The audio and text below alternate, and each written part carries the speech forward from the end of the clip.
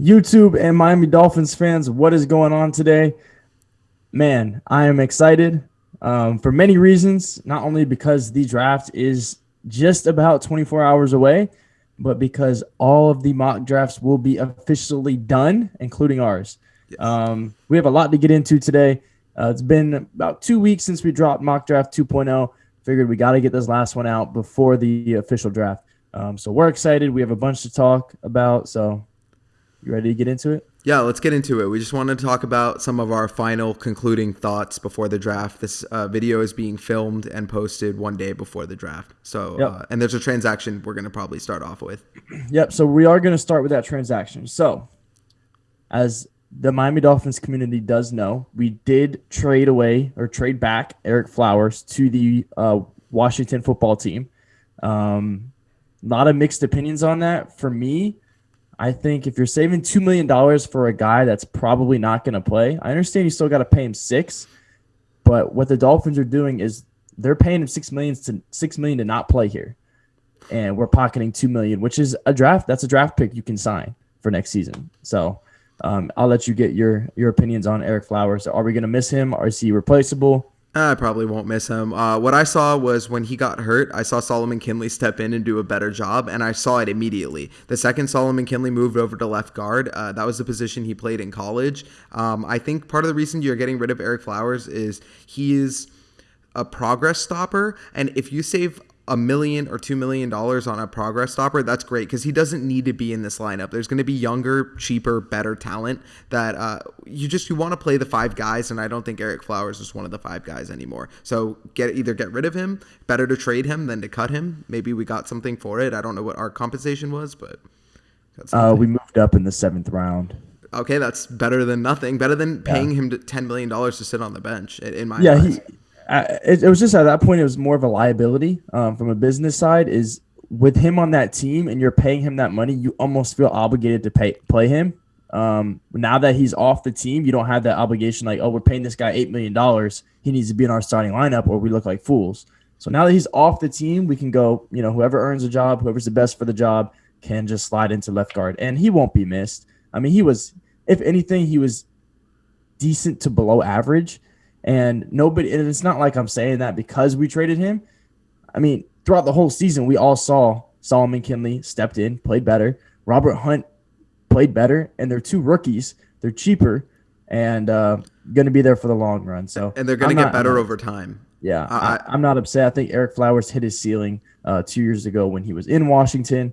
I think it's just going to go down from there. So Yeah, I feel the same way. That's a really good point to tell the fans is that I think he hit his ceiling, and we have players right now that are not anywhere near their ceiling. So let them be in there. Let them develop. I'd rather see Michael Dieter in there because I know that he hasn't hit his ceiling, and he's not as good as Eric Flowers yet, but I mean, he might need a chance. You don't know. someone actually dropped an interesting article on my Twitter. Was a lot of I two feeds this last week between your tweet got a lot of comments and likes, and then another tweet. I was in a thread and it was blowing up. My tweet But was someone too. dropped an article about how Eric Flowers. He called Eric Flowers. Don't quote me. I don't remember the exact word, but he kind of commented on his character issues and how he's kind of rude. We'll keep it clean, PG. Yeah. And how he trash talks his former teams. I didn't know he did that, but he did do that in New York. He did that in Washington when he came to Miami. So maybe a little bit of a character thing. So we'll Yeah. see, but won't be missed. Won't be missed. All right. Anything else, Eric Flowers? All good? Nah, all good on that front. All right.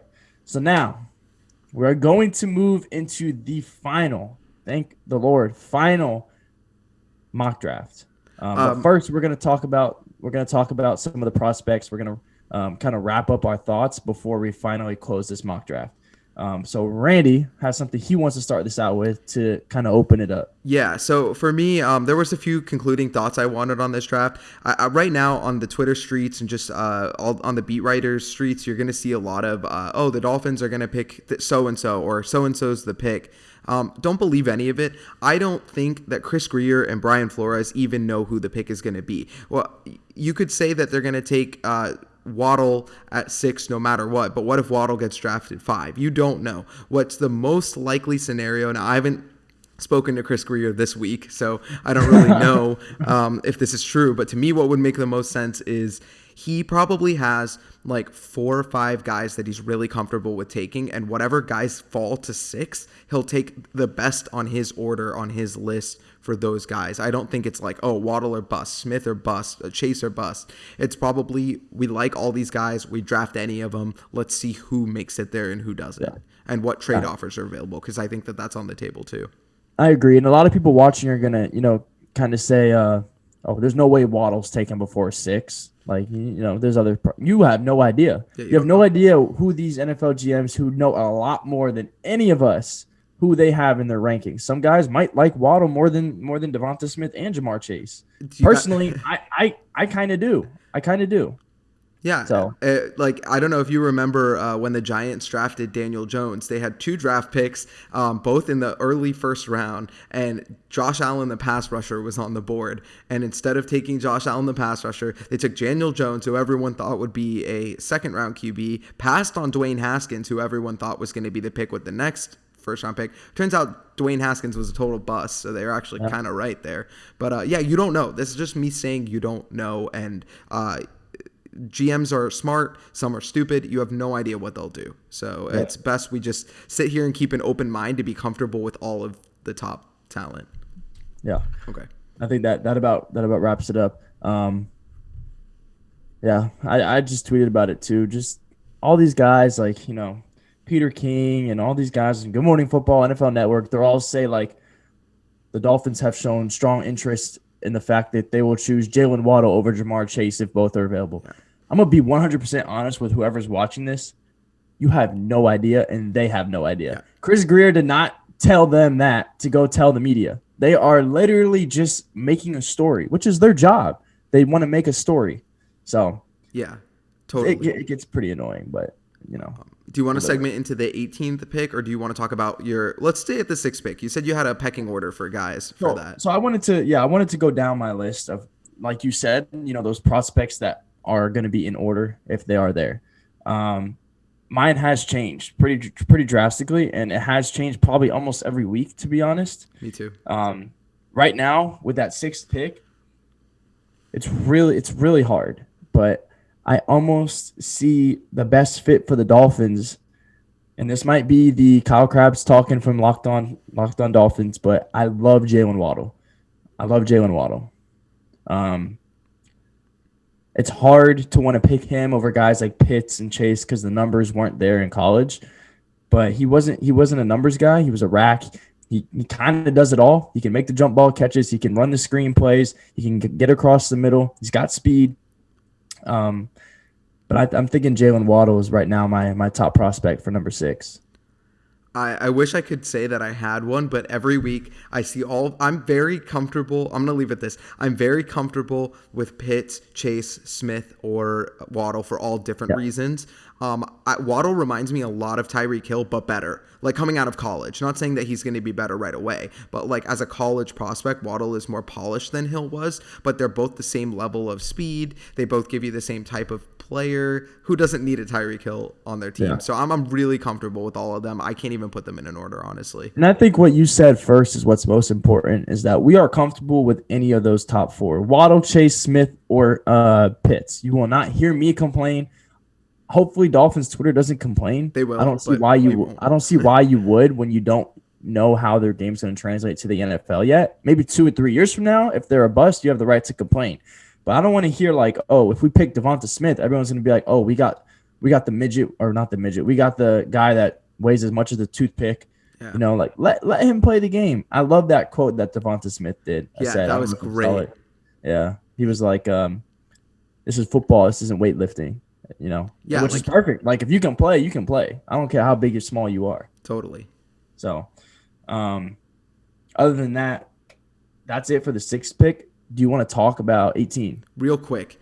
So we're in the Najee Harris or bust camp. I just couldn't imagine if he was there not taking him, just because I think he's perfect for what we do. But I want to explain, like, beyond taking him for being a good fit for the Dolphins, he would be a nightmare to have to play against, and all of the teams that would pick him after us are the Steelers, the Bills, and the Jets, and like any team that we would be playing. For Steelers would suck to see because I'm sure he'd be great there.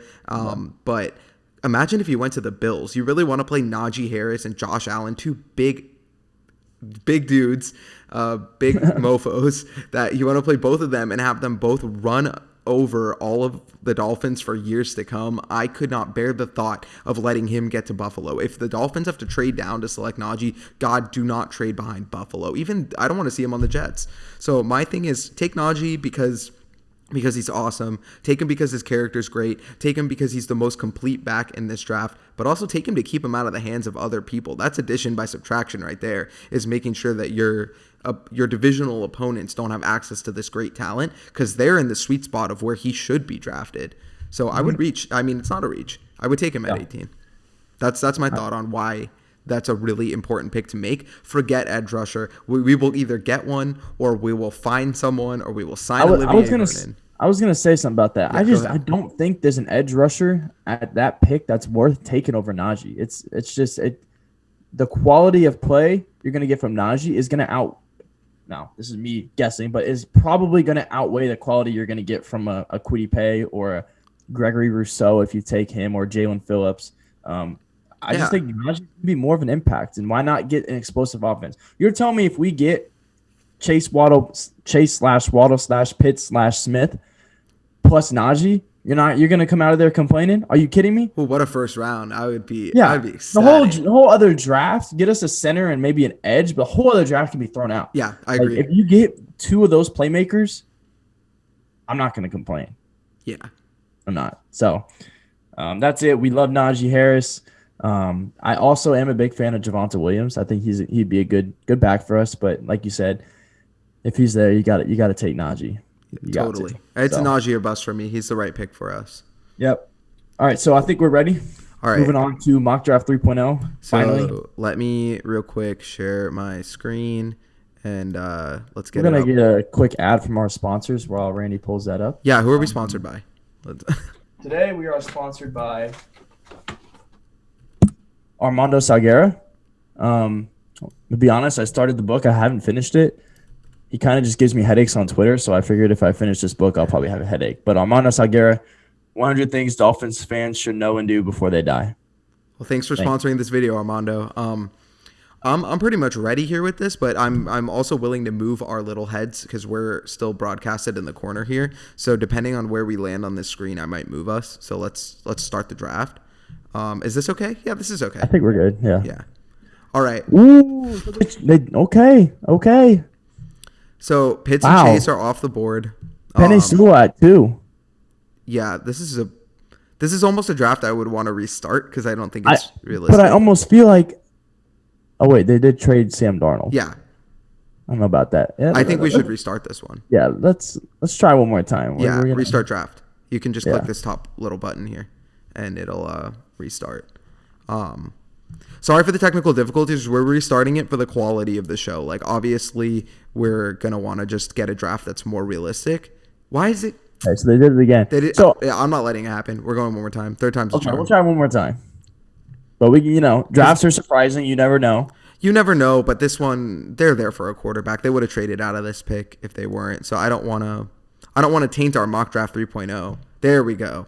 Yeah. This is perfect. This is what I think will actually exactly happen in this order. I think with Trevor Lawrence, Zach Wilson, Justin Fields, Pitts, Sewell. This is exactly what I think. All right, so we're here. We got between Jamar Chase, Jalen Waddle, or Devonta Smith. I like Chase the best as a talent here, but if you like Waddle, like I said, I'm really comfortable with all of them. They're both good. I think Chase is just more of a wide receiver one, but so hard to decide, man. I just can't imagine the Dolphins not taking Jamar Chase if he's on the board, because I think the order would be Pitts, Chase, Smith, Waddle in that order for us. But who do we love? Who do we love? Do you love Waddle? I love all three. That's what makes it so hard. Is I will not complain, but for the sake of this draft, we're gonna go Jamar Chase. We should, because if he's on the board, I think he's the pick. Yeah, we're gonna go Jamar Chase, and that just makes the most sense. Let's do the Pat snag. Trey Lance. Trey Lance, Micah Parsons, Jamin Davis. Smith is still on the board, but I don't want to take him because I don't think that it's two reasons. I don't think it's realistic he makes it this far, and we're taking Najee. We're not passing on him. We won't pass on Najee no matter. I literally don't care who's on the board. That pick is for Najee. Devonta to the Bears. Kwity Paye to the Jets. Okay. There's some really good options that are just tempting to go for. I'm not going to say I would do it, but like I really like Kadarius Toney and I really like Terrace Marshall. But no. That's so overkill. Let's go center, right? I like Dickerson. I like Creed. I think between that's got to be. Okay, so let me ask you. I think Dickerson's a better fit and a better talent, but he's been injured every single year he's played in the entirety of his career. Or you can have Creed, who's played all 4 years and never been injured, but a little less talented. I'm going to go Creed. Me too. I think availability is the best ability. He's a lefty. I want to say something before we draft him. I do like Landon Dickerson as a talent better, but he's been injured every single year he's played, literally going back to his days at Florida State. So I don't want to deal with that. Like, if he can't play, he's not a good talent for us. The Bengals drafted Dickerson. Good. I hate this. I hate this because I want to take Terrace Marshall so badly because he's so good, but we have to take an edge player. Yeah, I'm not. Because he wouldn't normally fall. Not taking a receiver here. I like Boogie Basham, and I like Ronnie Perkins, and I like Greg Rousseau. Well, I actually don't like Greg Rousseau, but he's the right size. But I think that Carlos Basham's the best option. Yeah, he's definitely the best. Wow, if the Dolphins had this draft, you could just stop drafting at this point, and I'd be cool with it. All right, we don't have that many picks. I actually anticipate a trade on draft day just because we'll probably get a few more picks somewhere.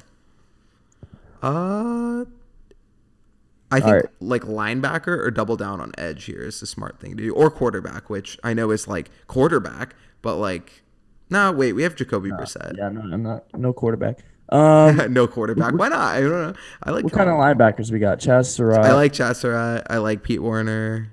That's pretty much it. Who else? Yeah. Who else is here? Is there anyone a little bit further down that you're like, oh, we should, we're not going to get any of these players. So, if the Dolphins went quarterback, it wouldn't piss me off to have like a long-term backup since Brissett's on. But I'm not saying we're going to do that. We're certainly not going quarterback. I like Janarius Robinson to double down on edge. I like the safety Divine Diablo. There's a lot of options. I like linebacker here. What do you think? Yeah. I like Surratt and Werner. What, Pete Werner? Click on him? Yeah. He's 6'3", 242. Kind of the dude that got toasted by Devonta in the... If it is, we're not taking him. What number was he? No, that was like a number 40-something. Either way, I like Surratt because I think he can cover. And I think that he's pretty raw. So there's a lot of... measurements? He's 227, 6'2", basically. But he has really good film. 4-3 outside linebacker. No, he could play inside in a 3-4. Okay. Yeah, I like him. We'll go with it. Like I said, at this point, does it really matter? It matters, but there's not going to be any linebacker you can take past this point. We should have snagged Tutu Atwell. Who do we have for receiver? We can go. We have Jamar Chase and Najee. We can go a pass catcher coming up. That would have been a cool pick. We got a while till we go again. We do have a while. We'll just wait this out. But so far, this addresses all the needs, and it's a pretty dynamic set of proven players. And some of these players we've had our hands on. Wouldn't mind doubling down on edge or receiver here. Okay. Dylan Moses. Damn, he just got taken. Okay, so there's a couple of edge players at the top. But I would like to see what receivers are left. Let's just filter by that. Yeah. These are the receivers. I like some of these guys, but I think edge is actually. How do you feel about Ogundeji out of Notre Dame? He's 6'4", 260. He's in the Shaq.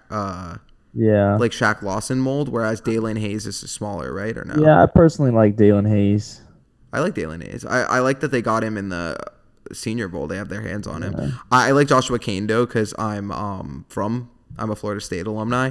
What I saw at Florida State from Joshua Kando and from all the Florida State players.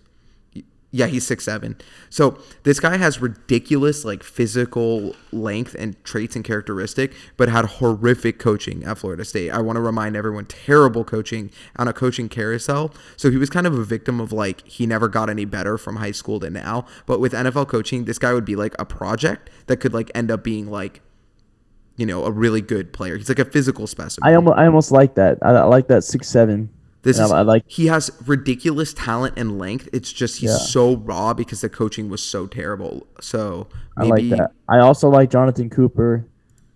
I'm telling you, I think Kando would be better. He just really needs good coaching. So you have to hope that. I like your analysis on that. It sounds good. I want to say this for every Florida State player coming out in the draft. This is the last of a draft class that Jimbo Fisher helped put together of people that are ridiculously uber talented that were completely wasted talents based off. Let's go with Kando. Wasted talent. But he could be coached into being incredible. He just will need the coaching. He could not play day one at all.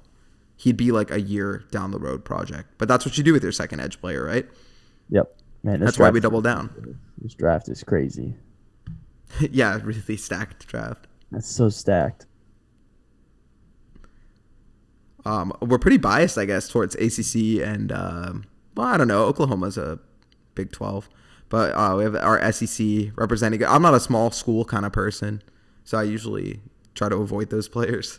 There's always some players that the Dolphins get from small schools. I know. Always. All right. Remember Demetric Felton from I just saw that. I wouldn't mind doubling down. Yeah, from the Senior Bowl. Do you remember him? He can play running back. He can play. He's like what you could get like to be in that Waddle thing. He's a guy who could catch screen passes. He could run routes, but he can also take carries out of the backfield. There's someone in the secondary that we should get late round, try and snag. Who? Safety or corner? I'm just asking anything because we didn't get anything in the secondary free agency. We didn't get anything in the secondary. I guess we got the kid from Coleman? Yeah, Coleman. Lions. Yeah, we got Coleman. I don't love these guys as much as I like Demetric Felton because we played with him. Yeah. So I like Felton. I don't mind doubling down on receiver here. Yeah, he was a good player. And he can kind of get you carries out of the backfield. We're picking again. Yeah, one more. This is the pick this is the pick we traded up for with Flowers. Okay. Maybe. The last one. Do you like Marlon Williams out of UCF? I mean, I know it's 3 receivers and like one of them is going to get cut, but I don't know how you feel about him. Have you seen him play? This is where I want like a gadget guy, whether it's a huge running back or a super slot receiver like Jakeem Grant that can catch. Chris Evans from Michigan. I like him too. I don't think it's a bad idea to double down on running back. I don't know, though. Then again, it's like you have Najee, you have Gaskin. He won't get any touches. What about like a secondary guy? Like, I don't know. That's what I'm thinking. Just take that late round risk. I like this Oregon guy. They have a really good – so I don't know if he's one of the good ones, but he's like a sub-package corner. Yeah. I like him. Let's look at that kid from UCF. Okay, which one? Tay Gowan. I don't know how to say it either. 6'2", 185. 185. His practice squad corner is his ideal role. In a cover 3 zone scheme. We don't run either of those. No, thanks. Forget it. What about Rashad Wild Goose? Oh, man. You got to get him just for the name. All right. You got to get him just for the name. All right. Get over here, you badger. Wild Goose. Get over here, you lucky badger. A jersey that says Wild Goose Jr. Yeah, Wild Goose Jr. All right. Let's go to our picks just to recap for everyone. We would be crowned if we were the Dolphins GMs right now. Jamar Chase, Najee Harris, Creed Humphrey, Carlos Basham, Chaz Surratt, Joshua Kando, Demetric Felton, and Rashad Wild Goose Jr. Wild Goose. Hey, we're calling it. Wild Goose, of all the people on this list, he's the one I feel most confident in becoming a Dolphin at the end of this process. So count on it. You heard it here first. Rashad Wild Goose. We're the first people to mock him to us. And I might need to get a jersey that says Wild Goose Jr. I'm literally going to get Greer on the phone like right after this to hype up Wild Goose Jr. And I'm going to just pretend like I know this prospect. Like I've never seen a day in my life of his play. Never heard of him. And I've never heard of him. And I'm going to tell Chris Greer, I'm going to be like, hey, like this guy is an absolute man coverage stud. He is a bump and run corner in the mold of Xavier Howard. And I'm just going to sit there and exaggerate until we draft him. Hey, quick question. Who is that? Is that a Dolphins player up there? Where? This one? Yeah, is that Waddle in a Is that Dolphins? Waddle in a Dolphins jersey? It is. That's something Kyle Krabs probably did. Yeah, you know damn well Kyle Krabs did that. Shout out to Kyle Krabs. We know you're watching this. Yeah, honestly, Kyle Krabs, I know he ain't watching, but he's a great guy. If you are actually looking to get some pretty, he's not basic, but he's very foundational. If you are looking to maybe get some more Miami Dolphins knowledge, he's not too complicated. He makes it pretty simple the way he talks.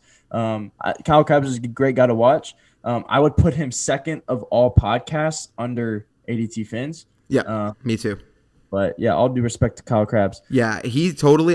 He's on Locked On podcast for like the Fins, Locked On Dolphins. Yeah, definitely check him out too. We don't usually, I guess, shout out other people, but like we both watch him a lot, so I know we give him an endorsement, and he is a lead draft analyst for the Draft Network here. So shout out for making this and letting us use your thing. Since we gave him the shout out, we're gonna have to have him watch this video. But, we're gonna have to tag him in it. We'll tag him. We're going to tag Chris Greer, too, because we need him to see this. And he usually watches. So we want to make sure that he's watched this specific episode. Yeah. I'm heading down to Miami right after this, actually. I'm going to go talk to Coach Flo a little bit before I think he's heading to Cleveland. So. Okay. Yeah, probably is. So it'd be good to get a word in with him before the draft. We don't have much time left. I'm pretty excited. Yeah. Well, Randy, it has been a pleasure with all these mock drafts. I am ready to be done. I'm ready to build our depth chart, which is probably going to be our next video, just recapping the draft. I think we're going to, after day one, we'll drop a short video regarding our first round picks, and we'll kind of go on as that, dropping the video recapping our picks, building our depth chart, seeing if there's any last minute transactions we need to do, and then we're right into training camp and OTAs. Yeah. And I'm excited. Absolutely. Please like, share, subscribe. We're going to be putting out more content as there will be stuff to put content out on. So I think it'd be really cool if we did like film breakdown, stuff like that. Just expect more from us now that things are ramping up. We stay quiet when nothing's going on, but when something's going on, we'll give it to you. So. Yeah, we'll always be there. Until next time, guys, please don't forget to like, subscribe, show your family, show your dog. Chris Greer is going to be watching. So if you want to, see what Chris Greer is going to see, give us a watch, give us a follow, give us a sub. Absolutely. All right, guys. Fins See you up. on Twitter.